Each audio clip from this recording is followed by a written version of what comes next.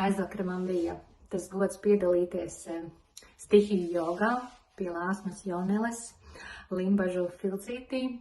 Piedalījos šādā jogā pirmo reizi, un tas, kas man ļoti pārsteidz un bija ļoti patīkami, cik fantastiski profesionāli Lāsma strādā ar pilnu atdevi, redzot katru dalībnieku, pamanot, kā viņam viss notiekās process.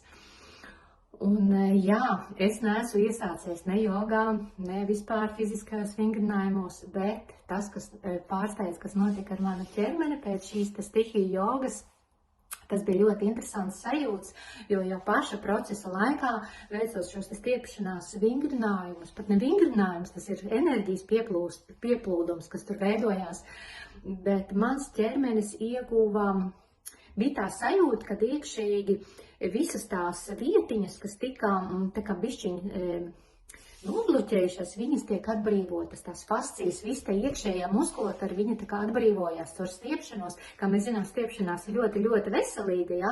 Bet tieši šādā veidā, kā tas notika šai stihiju jogā, tas bija ļoti dziedinoši. Es būtiski procesa laikā jūtu, cik tas ir dziedinoši manam ķermenim. Bet, protams, kad visi tie novērojumi, kas man nāca pēc tam, man bija ļoti pašai pārsteidzoši un ļoti patīkami, jo jau tās pašas dienas vakarā es sajūtu, ka man tātad mugurkaulā pēdējais skrienos, tur, kur ir astes kauls, man bija viegli pulsējoša sāpīte. Es saprastu, tātad tur mums ir dzīvo kundalīni, dzīves enerģija, un tātad tur ir notikusi kustība.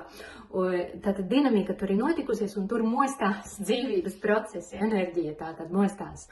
Otrs, ko es novēroju, tas bija nākamajā dienā.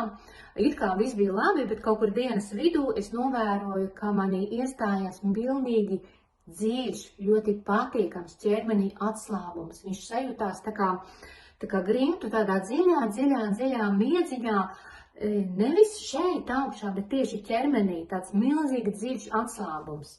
Un tas man turpinājās līdz pat vakaram. Protams, arī naktsmiegs bija labs, bet tieši cik ļoti tas ķermenis jutās tā kā atbrīvots no kaut kādām važām, man ļoti tas patīkami pārsteidz, un man tas bija ļoti priecējoši, jo es savu ķermeni pazīstu, es zinu tos procesus, kas viņam ir dziedinoši labi, un es varu teikt, ka šī stihiju joga pie Lāsmas ir tiešām dziedinoša, jo jau pirmajā reizē to efektu, ko es sajūtu, man viņš ļoti patika, un pilnīgi es jūtu, ka gribas turpināt, un visticamāk, es tā arī darīšu, kaut gan es nedzīvoju Limbažos, bet ir tā iespēja piedalīties online. Tā kā būs tā noteikti jāizmanto sestdienās Lāsma vada 11:00, un es ikvienam iesaku pamēģināt. Arī tad, ja jūs neesat Limbažos, var arī online atnākt un izmēģināt šo stihiju jogu. Viņa tiešām ir dziedinoša. Un tur nav jābūt akrobātam, tur nav jābūt trenētam cilvēkam, tur vispār ir jābūt cilvēkam, kas vēlas strādāt ar savu ķermeni.